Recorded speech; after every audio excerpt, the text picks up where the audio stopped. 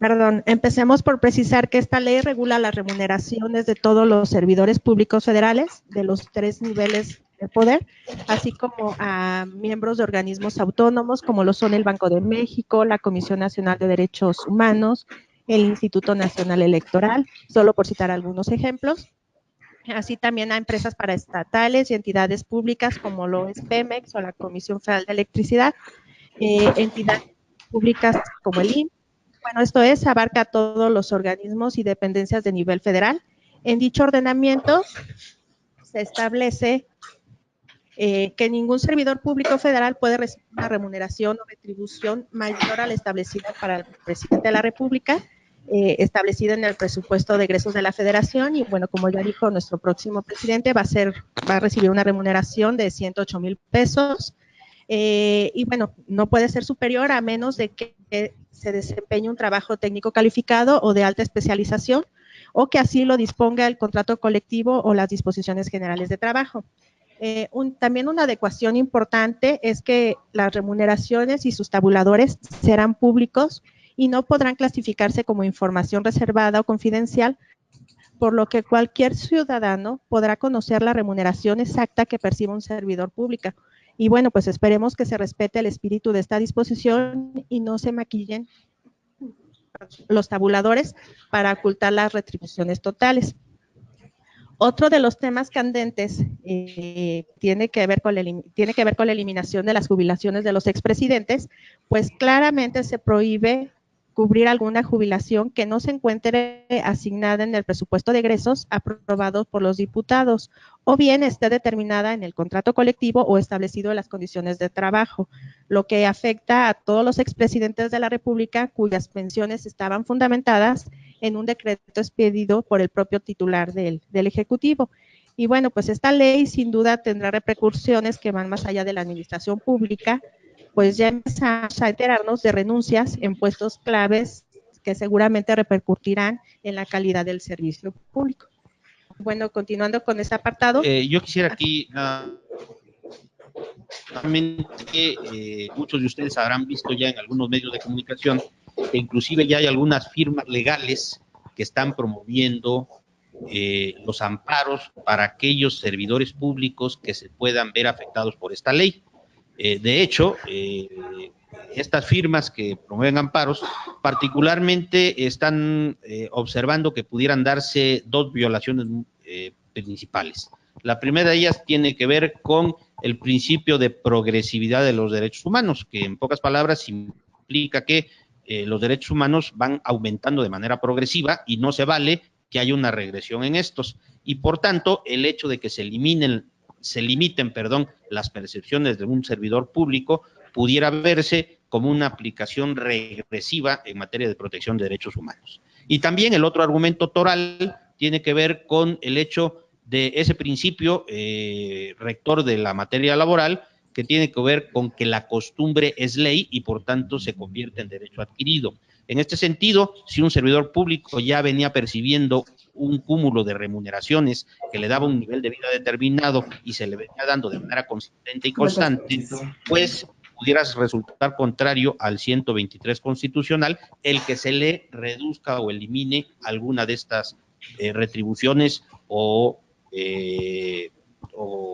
remuneraciones con las que habitualmente ya se le venía cubriendo por sus servicios, ¿no?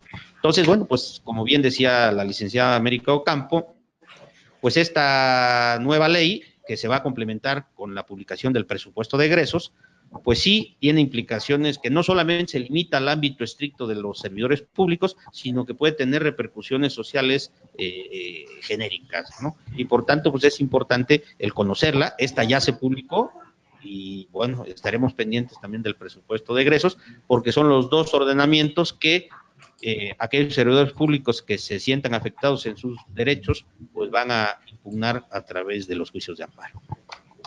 Okay, gracias, licenciado. Bueno, le dejo la palabra a la licenciada Laura López.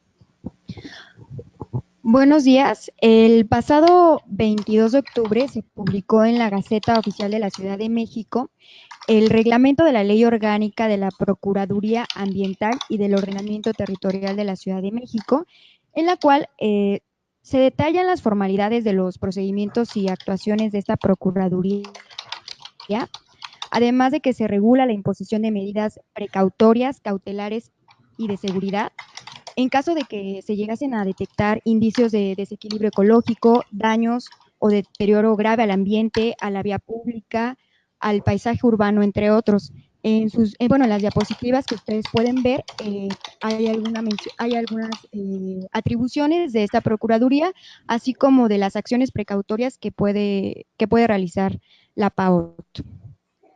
Los dejo con el licenciado Jorge Martínez, quien les compartirá algunos criterios judiciales y normativos de gran interés.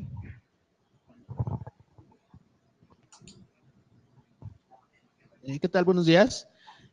Nuestro ya tradicional bloque de criterios judiciales, vamos a comentar dos tesis del Tribunal Federal de Justicia Administrativa sobre temas fiscales de gran relevancia y un criterio emitido por la PRODECON relacionado con la cancelación del certificado de sello digital. El primer criterio judicial, en este se establece que dentro del ejercicio de facultades de comprobación queda comprendida la facultad para que la autoridad pueda verificar la viabilidad de la disminución de pérdidas fiscales o de saldos a favor aplicados en el periodo sujeto a revisión, por lo que la fiscalizadora puede solicitar válidamente a los contribuyentes revisados que le demuestren el origen y procedencia de pérdidas fiscales o de saldos a favor, sin que sea obstáculo que esos importes provengan de ejercicios anteriores y diferentes al año revisado, incluso aun y cuando esos conceptos se hayan originado en ejercicios con más de 5 años de antigüedad. Sobre este tema en particular, hace algunos meses publicamos un podcast denominado Revisión de Pérdidas Fiscales después de 5 años, en el que se analizan a profundidad los aspectos fundamentales relacionados con ese tema. Si alguno de ustedes está interesado en acceder a este material, les invito a que se pongan en contacto con nosotros, o de igual forma, si tienen alguna duda sobre los alcances de esta facultad de la autoridad, también les invito a que nos pregunten vía chat o vía por algún otro de nuestros canales institucionales, a efectos de que podamos ayudarlo con relación a este tema, o que usted pueda advertir cuáles son los alcances de esta situación. En el segundo criterio, por lo que hace el segundo criterio, el tribunal determinó que las actas y testimonios notariales no son pruebas idóneas para acreditar que los sistemas informáticos del SAT, entre los que podemos destacar al buzón tributario, presentaron deficiencias o que no hayan funcionado correctamente. ¿Por qué? Porque en esos casos, dice el tribunal, el notario solo da fe de que se realizaron ciertos procesos en un equipo de cómputo, pero no puede avalar el fedatario público si los sistemas que fueron usados por el contribuyente funcionaron de manera adecuada, si éste realizó de forma correcta el procedimiento y en su caso poder determinar que la falla era imputable al portal de la autoridad. Por lo que, dice el tribunal, el medio idóneo para acreditar dicha circunstancia, es decir, la falla en el sistema, debemos acudir a lo que es la prueba pericial en materia informática, ya que a través de esta, un experto en la técnica es quien nos podrá determinar si el software del SAT presentó alguna anomalía y con ello probar fehacientemente que la falla es imputable a la autoridad. Por ello, y soy reiterativo en este sentido, si el contribuyente requiere probar la falla, que la falla es imputable al sistema del SAT, debe desembolsar de su patrimonio los honorarios que vaya a cubrir al perito en materia informática, lo cual pensamos que no es nada económico. Por esa razón, les recomendamos que para evitar ese tipo de contingencias, no se deje al último día el desahogo de requerimientos o presentación de trámites ante el fisco, ya que si lo realizamos con 2 o 3 días de anticipación al término, podemos sortear sin complicación alguna las fallas que pueda presentar el sistema, ya que debemos recordar que los sistemas computacionales no son para nada leales y no podemos prever el momento exacto en el que puedan experimentar fallas. Perdón, aquí me gustaría más bien preguntarte, Jorge, por ejemplo, si vamos a hablar del recurso de revocación. Este recurso, a través del cual yo puedo impugnar un crédito fiscal, lo tengo ya que presentar a través de mi buzón tributario. Ajá. Y para ello tengo un plazo fatal, que son 30 días, ¿no? Vamos a suponer que quiero ingresar el último día que tengo de término, mi recurso, y resulta pues que está fallando la plataforma del SAT y no me recibe y no puedo mandar el recurso. En ese caso, por ejemplo, pues tengo el enorme riesgo de quedarme fuera de la posibilidad de impugnar el crédito, de haberlo consentido por el hecho de no impugnarlo dentro del término, siendo que la razón por la cual yo no pude enviar el recurso, pues no es imputable a mí, sino que falló el buzón tributario del SAT. En ese caso, tengo entonces, no es válido que yo traiga a un fedatario público y que levante una fe de hechos diciendo que está fallando el buzón. Es insuficiente eso. Sí, de aquí lo que dice la tesis es que no es una prueba idónea para acreditar esta situación. Tendría que contratar los servicios de un perito en informática para efectos de que levante un dictamen pericial en el que haga constar que la falla estuvo fallando por tales o tales circunstancias. Sí. Y en ese caso que esas circunstancias sean imputables a la autoridad y a mí en su caso se me permita presentar el recurso al día siguiente o cuando se corrija la falla. Pues es un asunto muy delicado. Qué bueno que nos comentas este criterio porque creo que nos da mucha luz de pues las complicaciones que vamos a tener. Acuérdense que por ahí vienen ya las revisiones electrónicas y que todo también es a través de sistema electrónico y por tanto pues estas fallas en los sistemas pues nos van a repercutir sin duda en costos y cargas administrativas adicionales. Bien, sí, por eso les comentaba y les reitero la recomendación, no hay que dejar todo al último día del vencimiento del plazo que tenemos. Por lo que hace al tercer y último punto de nuestro bloque, les voy a compartir un criterio judicial que obtuvo la PRODECON en los asuntos que promueve en representación de los contribuyentes. En este criterio, lo que se determinó por parte del Tribunal Federal de Justicia Administrativa es que es ilegal que la autoridad fiscal cancele el certificado del sello digital con el argumento de que el contribuyente no realiza sus actividades en el domicilio que señaló para efectos del RFC. Ya que dicha conducta, o ya que la conducta que origina la cancelación, de acuerdo a lo que establece el artículo 17H del Código Fiscal, es que el pagador de impuestos no tenga la administración del negocio en su domicilio fiscal. Por esa razón, en ese caso estamos frente a un acto que ordena la cancelación del certificado por una conducta que no está establecida expresamente en la ley. Dadas estas circunstancias, debemos poner especial atención como contribuyentes en el caso de que la autoridad proceda a la cancelación del certificado, cuál es la conducta que está tomando en cuenta para cancelar esa herramienta y si esa conducta está plenamente establecida en la ley para efectos de lo que pretende la autoridad. Por último, les comento que con relación a este tema, también ya hicimos un producto y para que ustedes tengan un panorama claro sobre la cancelación del certificado y cuál es la manera más práctica mediante la cual puedan hacer frente a esa situación tan delicada, nosotros generamos un webinar denominado Puntos Clave del caso de aclaración en contra de la cancelación del sello digital, que se encuentra ya disponible en nuestro canal de YouTube. Y les invitamos, como les comentaba, que accedan a ese contenido para efectos de que tengan un panorama específico sobre qué es lo que pueden hacer cuando les cancelen un sello digital. De igual forma, me pongo a sus órdenes si requieren mayor información para acceder a dicho producto o si tienen alguna pregunta o duda respecto al contenido del mismo, no duden en contactarnos. Para dar continuidad a nuestro orden del día, continuamos con nuestro apartado de análisis de temas de interés y les agradezco su atención. Creo que hay alguna pregunta antes de continuar. La atendemos con mucho gusto. Licenciado Martínez, Isabel Martínez Espinosa le pregunta sobre su primer criterio que comentó.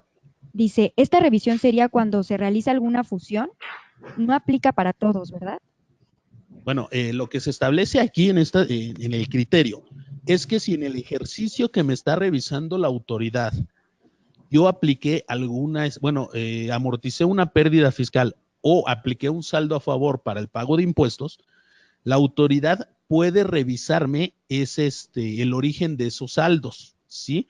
Sin necesidad, o mejor dicho, aun cuando y los mismos se hayan generado anteriormente o posterior a 5 años hacia atrás. Eso es el punto del asunto, no digamos que no le encuentro aquí la relación con lo que es la fusión de las sociedades, simplemente lo que establece el criterio es esa situación. Sí, probablemente tenga que ver con que en una fusión se fusione también alguna pérdida por ahí, pero bueno, el criterio es muy claro, en el sentido de que cuando vengo arrastrando una pérdida fiscal o un saldo a favor, aquí no opera el limitante temporal de 5 años para que la autoridad puede irse a 7 u 8 años, ¿sí? A efecto de verificar la procedencia de la pérdida que vengo todavía. Bueno. Así, mira, para efectos de advertir, digamos, el fondo de este criterio, el webinar es un podcast que se llama Revisión de Pérdidas Fiscales después de 5 años. Y si en su caso necesitan más información para acceder a él, no duden en contactarme y yo inmediatamente lo pongo a su disposición.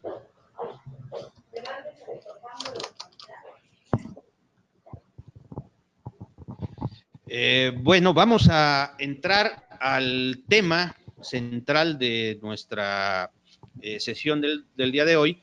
Es el tema de interés que seleccionamos, y tiene que ver con la problemática siguiente. En los meses y semanas recientes, todos hemos escuchado en los medios de comunicación sobre diversas medidas y adecuaciones fiscales que pretende implementar el nuevo gobierno. Pero lo cierto es que al día de hoy aún no tenemos muy claro cuáles de esas medidas o adecuaciones efectivamente se van a aplicar. Y por tanto, nosotros estimamos que era conveniente el revisar el estatus que presenta algunas de estas propuestas para tener una idea de dónde estamos actualmente parados. Y bueno, vamos a empezar por lo general, ¿sí? De hecho, pues sigue en pie el ofrecimiento que hizo el presidente electo desde la campaña, en el sentido de que no se iban a crear nuevos impuestos en sus primeros 3 años de gobierno, ¿sí? Y aquí, con motivo de la problemática de la presentación de una iniciativa para reformar las comisiones bancarias, todos vieron que al día siguiente, además del que va a ser el próximo secretario de Hacienda, el propio López Obrador reiteró que no va a haber ninguna creación de impuestos nuevos ni reformas a las leyes financieras durante sus 3 primeros años. Entonces, pues podemos en principio advertir que esta propuesta sigue en pie y que no habrá nuevos impuestos. Ahora, por tanto, se especuló también hace algunos meses si se iba a implementar el famoso impuesto a las herencias, porque además ya se viene previendo, si ustedes revisan las leyes de ingresos de ejercicios anteriores, ya viene ahí un rubro que se refiere del impuesto al patrimonio.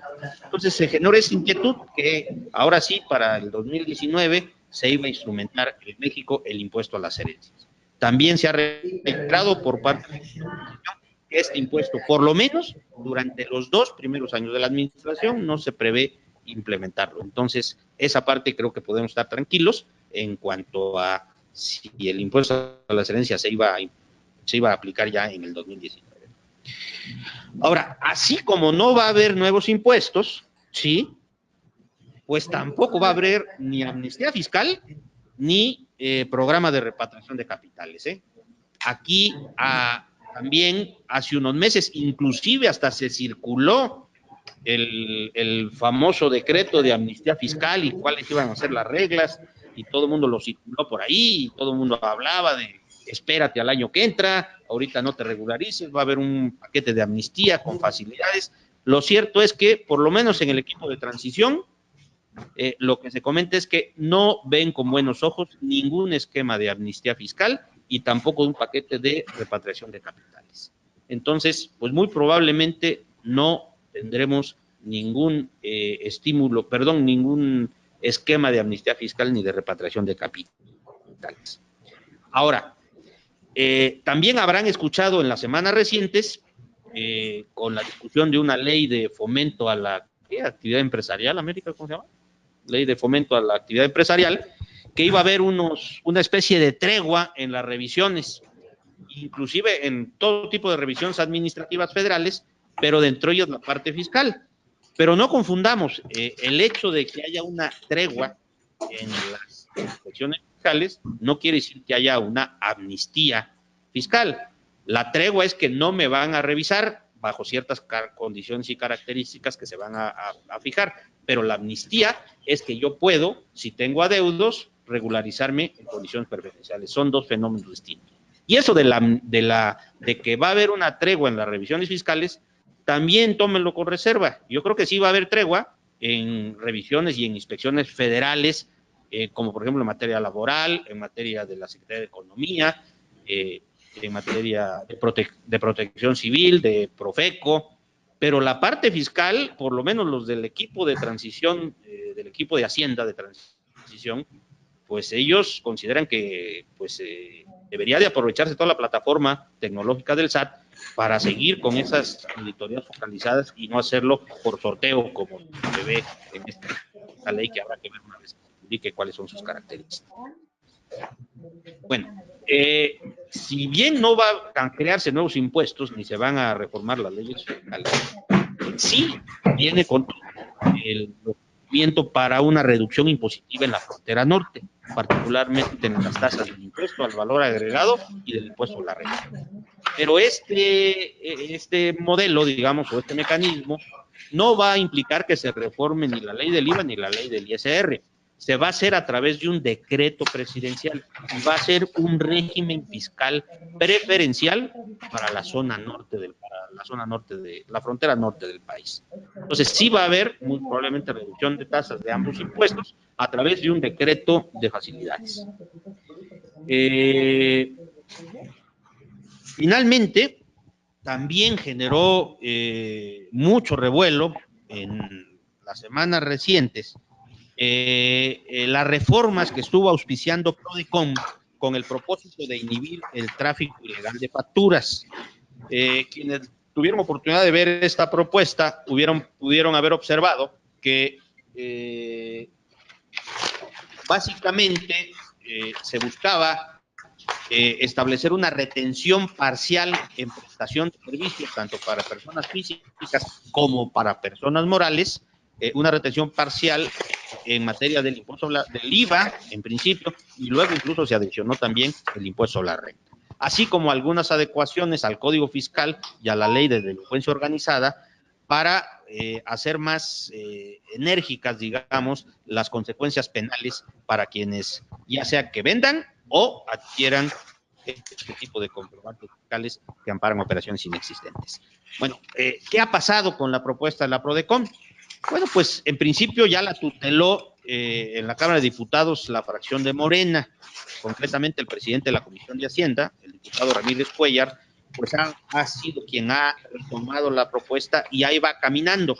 Sin embargo, por lo menos por lo que hace igual al equipo de transición hacendaria, es decir, al futuro titular de Hacienda y a su equipo más cercano, por ahí se ha filtrado que ellos no ven con buenos ojos el que camine esta propuesta por las consecuencias que ello puede tener, porque sin duda va a tener impactos en el resto de los contribuyentes, no solamente afectaría a quienes se dedican a estas conductas ilícitas, sino también va a implicar afectaciones a flujos de efectivo y cargas administrativas importantes en otros sectores de contribuyentes, y por eso pues no se ve con buenos ojos la propuesta de Prodecon para la retención parcial de ISR e IVA. Sin embargo, pues bueno, no sabemos en qué vaya a acabar esto. Lo que sí ha dicho el equipo de transición es que prefieren focalizar el combate a estas indebidas prácticas a través de las herramientas penales con las que ya se cuentan, ¿no? Finalmente, esto es un delito, ya está como tal tipificado en el Código Fiscal, y lo que se señala es que lo que se tiene que hacer es atacar desde el punto de vista penal a quienes realizan este tipo de prácticas, y si el mecanismo de la presunción de operaciones inexistentes previsto en el 69B no ha funcionado, pues dicen que entonces lo que se tiene que hacer es aplicar los mecanismos penales que ya existen para entonces sí combatir frontalmente esta práctica que genera un hueco muy, muy importante en la recaudación. Entonces, habrá que esperar aquí sí a ver qué sucede, si prospera esta propuesta o si finalmente se queda como tal, pero sí hay un reconocimiento abierto por parte del equipo de transición de que sí hay que combatir estas prácticas, todo lo que es tráfico ilegal de facturas y outsourcing malo, hay todo el compromiso por combatirlo, pero aparentemente no se quiere hacerlo a través de estas medidas de retenciones parciales de impuestos, sino ir directamente a través de la investigación criminal para llevarlo al terreno penal, el combate a estas prácticas. Pues digamos que así como una conclusión preliminar, esto es lo que les podemos ir adelantando acerca de en qué estatus se encuentran las distintas propuestas o medidas fiscales que hemos venido viendo en las últimas semanas. Lo que sí que habrá que estar muy atentos a que se publique el paquete fiscal, perdón, económico. Una vez publicado el paquete económico y sobre todo discutido, porque ya vimos que luego de repente, aunque sean de Morena, los legisladores como que traen sus propias agendas y sus propios intereses, habrá que ver qué sucede y ya cuando esté ese paquete aprobado, pues entonces sí, ya tendremos plena certidumbre de a qué nos debemos atener en el ámbito fiscal en el ejercicio de 2009. Bueno. Licenciado Castillo, Alfredo le pide su opinión sobre que el Baster le va a tomar la palabra a AMLO y va por la dirigencia del CENTE. Bueno, eso lo escuchaba hoy justamente por la mañana. No es un tema que esté aquí en la agenda, pero pues, con mucho gusto les doy mi punto de vista estrictamente personal. Y hoy algo por la mañana ya había anunciado la profesora Elvester que iba a regresar a la actividad pública y política. Esto, en buen español, pues significa que evidentemente tiene el interés de retomar el control del sindicato de maestros, ¿no? Del centro. Bueno, pues continuamos ahora con el último bloque, que tiene que ver con algunos indicadores que nos reflejan la gestión del país, y le voy a pedir a la licenciada Laura López que nos ilustre sobre estos indicadores. Gracias. En la revisión de los indicadores fundamentales sobre el desempeño del país, en esta ocasión quisimos comentarles acerca de la inversión extranjera directa en la Ciudad de México, que se ha presentado en la Ciudad de México durante los 2 primeros trimestres de este año.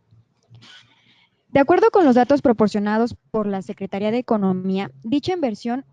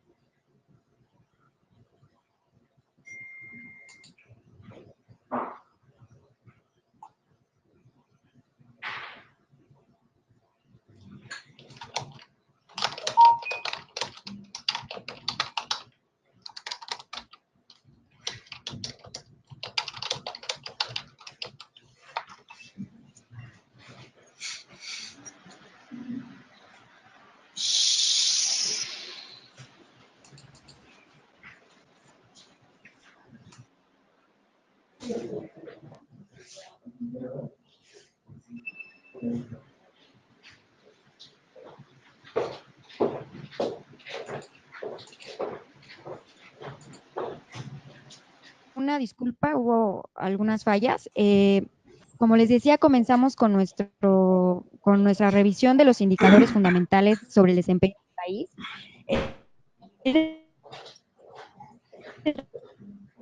Era directa reportada durante los 2 primeros trimestres de este año en la Ciudad de México.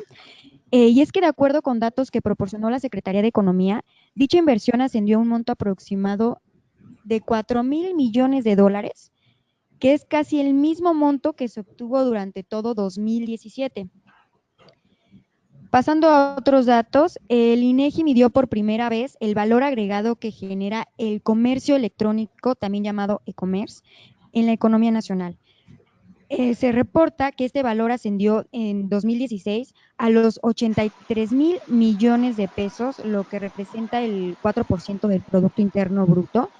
Y bueno, pues esto obedece a que hoy en día el comercio, como lo conocíamos, está cambiando radicalmente. Un claro ejemplo de ello es todas las aplicaciones que tenemos a nuestro alcance para el transporte, para solicitar comida, para realizar cualquier tipo de compra. Por otro lado, les compartimos el resultado del índice de competitividad global realizado por el Foro Económico Mundial, el cual se basa en la productividad de los países en 12 aspectos fundamentales. En esta edición, México ocupó el lugar 46, retrocediendo 2 lugares respecto del año pasado, en el cual había quedado en la posición número 44. En la gráfica que les muestro en su diapositiva, ustedes pueden ver los 12 aspectos los cuales fueron evaluados. El componente donde tuvo la mejor calificación fue en tamaño de mercado, en estabilidad macroeconómica, que por cierto se ha deteriorado en las últimas semanas, y el dinamismo de negocios, mientras que fue muy mal evaluado en los rubros de habilidades relativas a la educación, mercado laboral e instituciones. Otro dato importante es que Estados Unidos, Singapur y Alemania fueron los países más competitivos, mientras que el comparativo de América Latina, México ocupa el segundo lugar detrás de Chile. Y por último, quisimos compartirles algunos nombramientos de quienes ocuparán la titularidad de las comisiones clave para la gestión empresarial. Encontramos que el ingeniero Adalberto Palma Gómez presidirá la Comisión Nacional Bancaria y de Valores, el ingeniero Eugenio Nájera Solórzano dirigirá el nuevo Banco de Desarrollo que surja como consecuencia pues de la fusión que se dé de Nacional Financiera, así como con el Banco Nacional de Comercio Exterior, ya que se pretende fusionar estos dos organismos. Al licenciado Óscar Rosado Jiménez, quien tomará el cargo de presidente de la Comisión Nacional para la Protección y Defensa de los Usuarios de los Servicios Financieros. Y por último, el economista Ricardo Ernesto Ochoa Rodríguez como presidente de la Comisión Nacional de Seguros y Fianzas. Pues los dejo con el licenciado Castillo para que les dé... permítanme un segundo.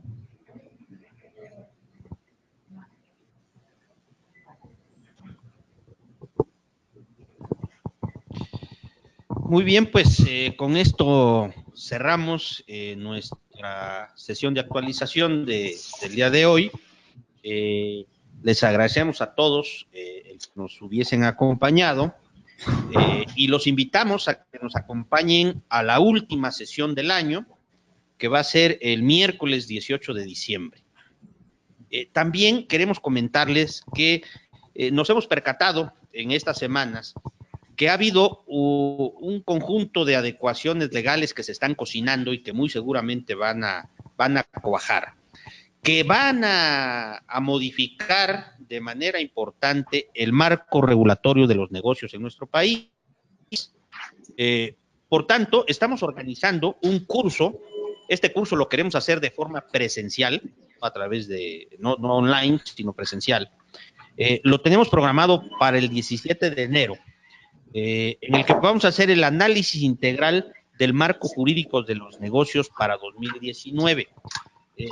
Veíamos hace unos momentos que, bueno, a pesar de que se diga que no va a haber grandes adecuaciones en la parte fiscal, pues ya vemos que sí va a haber, por lo menos, adecuaciones en lo que es la frontera norte, adecuaciones también en la parte de la política criminal para combatir algunas prácticas ilícitas de defraudación fiscal. En la parte laboral va a haber cambios importantísimos, independientemente del sello que le quiera poner el nuevo gobierno. Pues se aprobó hace unos días y se publicó el acuerdo 98 de la OIT, que va a traer sin duda cambios trascendentales en la relación sindical, patronal con sindicatos. También está el nuevo tratado de libre comercio, el TECMEC, pues también trae un apartado, un clausulado que tiene que ver con la parte laboral, que va a incidir en la manera de llevar las relaciones laborales, y por supuesto la reforma secundaria que constitucionalmente ya debió haber expedido el Congreso y pasó el tiempo. Del hospital. También, además de lo laboral, pues en materia regulatoria, comentábamos acerca de esta Por San Agustín, por favor. Fomento a la actividad económica, empresarial, no recuerdo, pues que va a regular las inspecciones federales de las principales dependencias, y pues veíamos también adecuaciones que aparentemente no tienen gran trascendencia, como por ejemplo la reforma de ley orgánica de la administración pública o esta nueva ley de remuneraciones de servidores públicos. Pues a pesar de que en principio no se ve que tengan una incidencia directa, van a tener algún tipo de repercusión en el entorno de los negocios. Y por tanto, pues queremos hacer ese análisis integral del nuevo marco jurídico, con el cual nos vamos a tener que habituar y trabajar a partir del próximo. Por eso, los invitamos, ya les vamos a hacer llegar como la información completa sobre este curso de análisis integral del nuevo marco normativo de los negocios. En la sesión de actualización del 18 de diciembre vamos también a entrar en más detalles acerca de este curso. Ojalá y nos puedan acompañar para que conozcan las. Pues nuevamente gracias, y si tienen alguna pregunta o algún comentario estamos a sus órdenes.